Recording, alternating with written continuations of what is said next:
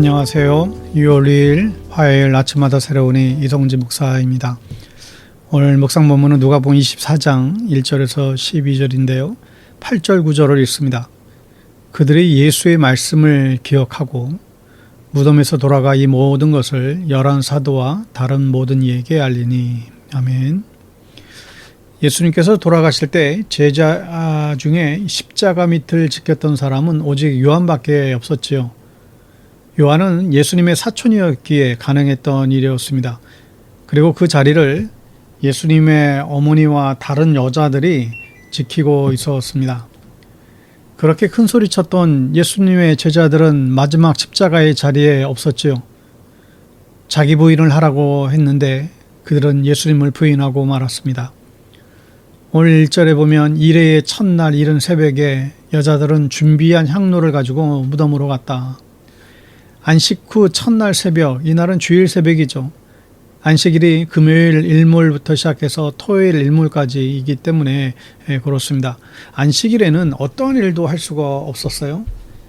여자들은 안식일을 법대로 지켰습니다. 그리고 주일 새벽이 되어서야 길이 보이기 시작할 때 예수님의 무덤으로 달려가게 됩니다. 그리고 장례식에 필요한 향품을 준비합니다.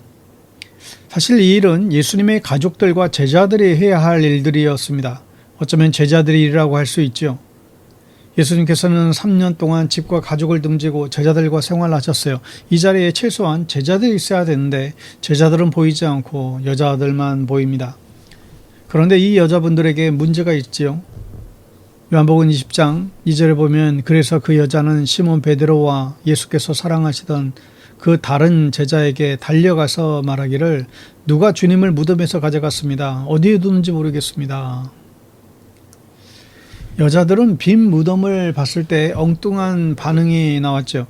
예수님께서 십자가에서 죽은 후 3일 만에 부활할 것이라고 그토록 사실 여러 번 가르치지 않았습니까?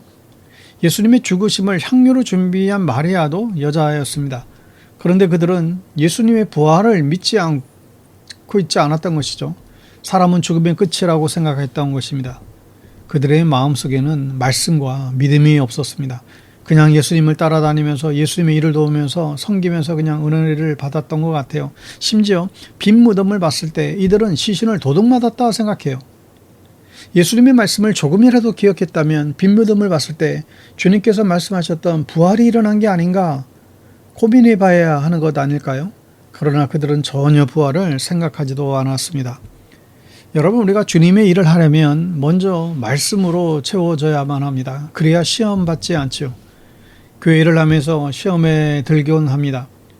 여러분, 교회 일은 순전한 봉사예요. 그리고 맡겨주신 주님께 충성하는 것이죠. 가장 기본되는 것이 우리가 왜 봉사하는가 이것을 알아야 됩니다. 말씀이 이렇게 증가하고 있습니다. 먼저 말씀으로 우리가 은혜를 받아야 되는 것이죠. 밥보다 말씀이 중요하고 밥보다 예배가 더 중요해요. 그냥 차라리 밥을 늦게 먹는 것이 훨씬 낫습니다. 천사가 여자들에게 예수님의 말씀을 다시 삼켜주시며 기억하라 명령했습니다. 그래서 여자들은 예수의 말씀을 회상하죠. 그들이 예수님의 말씀을 기억했다는 것입니다. 그리고 부활을 믿게 되었습니다. 부활의 증인이 되었습니다. 여러분 늘 말씀을 기억하십시오. 봉사보다 더 중요한 것은 말씀으로 체험을 얻는 것입니다. 그래야 시험 당하지 않습니다. 늘 말씀을 읽고 듣고 그 말씀을 마음속으로 기억하며 살 수 있게 되기를 축원합니다. 오늘 이 말씀을 기억한 이 여인들은 충격에 휩싸이죠. 이게 주님께서 말씀하셨던 부활이었던 거예요. 부활을 목격한 여자들이 했던 제일 첫 번째 행동은 증인이 되는 것이죠. 여러분 이 증인, 이 마르티스라고 번역이 되는 이 증인은 법정 용어예요. 법정에서 사용되는 말입니다. 증인은 법정에 가면 선서를 하잖아요. 오직 사실만을 말하겠다고 선서를 해요. 그런데 증인이 거짓말을 하면 어떻게 됩니까?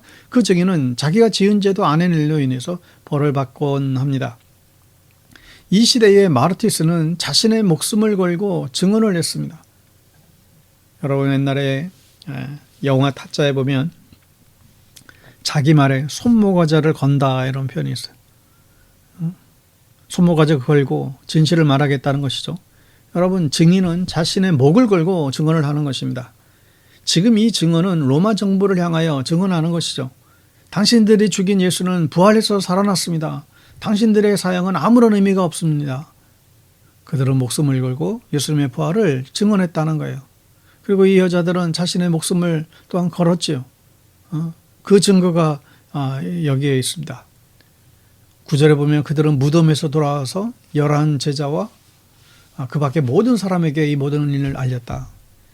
자신들의 이름을 걸고 복음을 전하죠. 예수님의 부활의 소식을 전합니다.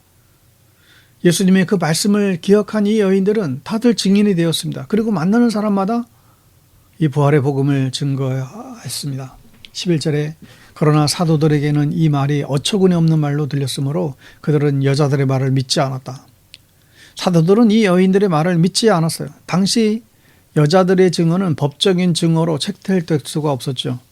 그러나 여인들은 돌아다니며 예수님의 부활을 증언하고 다닙니다. 참 예나 지금이나 우리 여자분들에게 이런 장점이 있죠. 참 이야기를 참 잘합니다. 이게 큰 장점이에요. 또 반면에 이게 큰 단점이 될 수도 있어요. 기쁘고 좋은 이야기를 퍼뜨리고 만나는 사람에게 복음을 전한다면 이거 장점이 되지만 나쁜 소식을 만나는 사람마다 퍼뜨리면 이것은 아주 큰 단점이 될 것입니다. 우리 교회 우리 여성도님들은 오늘 성경에 나온 이 여인들 같게 되기를 바랍니다. 말씀을 기억하고 봉사하십시오. 그리고 예수님의 증인이 되십시오. 또 만나는 사람들에게 복음을 증거하는 이 마르티스 증인의 삶 살아가는 우리 모두 되기를 예수님의 이름으로 축복합니다. 샬롬.